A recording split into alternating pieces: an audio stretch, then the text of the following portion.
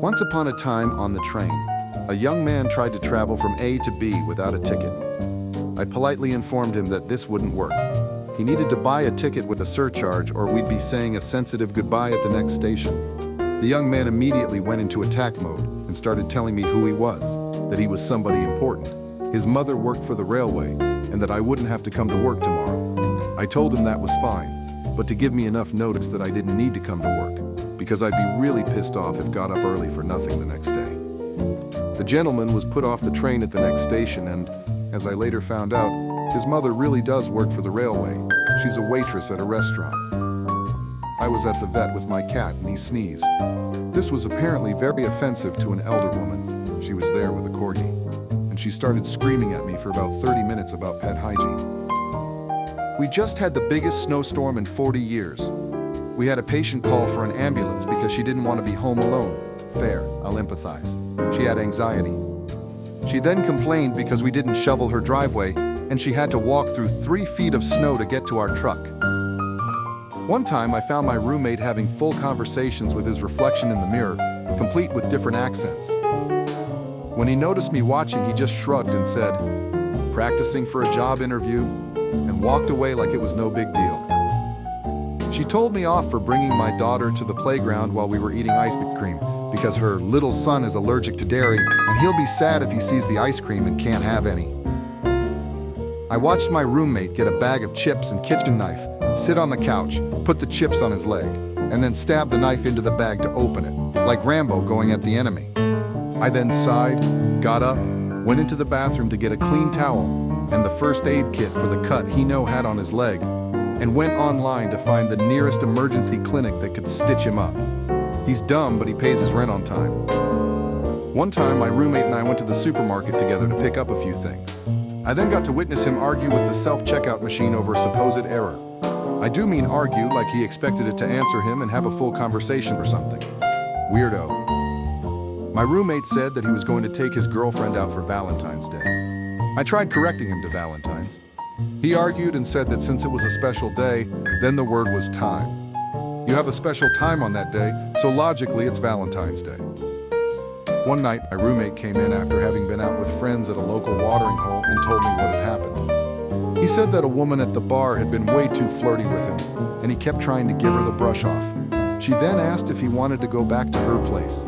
He said that his brain wanted to say that he needed to walk his dog or feed his fish, but what came out was that he needed to go home and walk his fish. I once saw my roommate outside, her phone in the air. She eventually came back in, looking disappointed. I asked her what was up.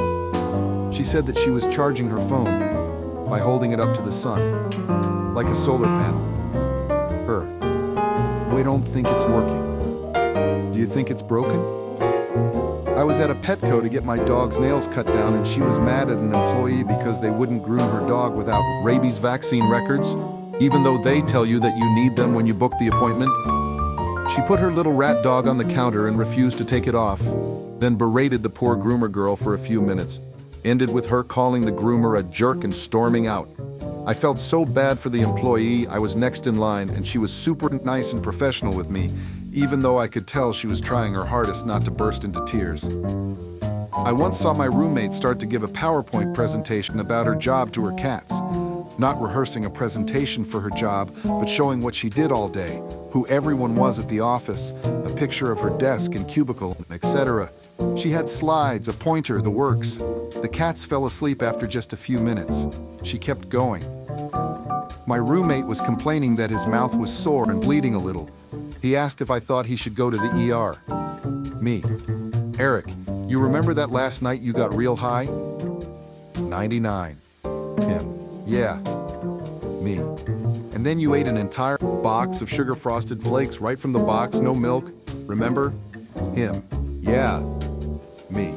So do you think that maybe that has something to do with why your mouth is all scratched up? Several months into our freshman year of college, my dorm mate developed a rash. I suggested he try hypoallergenic laundry detergent and reminded him to use it even on his sheets. Him, scoffing. What do you mean, use it on your sheets? Me. When you wash your bed sheets, use a hypoallergenic laundry soap on them. Him, literally laughing. Nobody washes their bed sheets, that's stupid. My roommate and I were just chilling out one Saturday morning watching old Gel Joe cartoons. He then said something like, "I thought he died in this one?"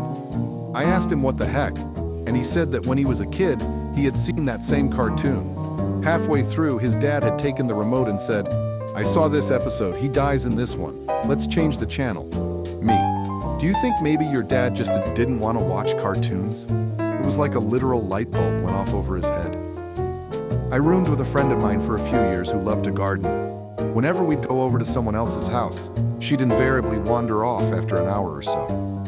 We'd always find her in the person's yard, pulling weeds, rearranging mulch, etc.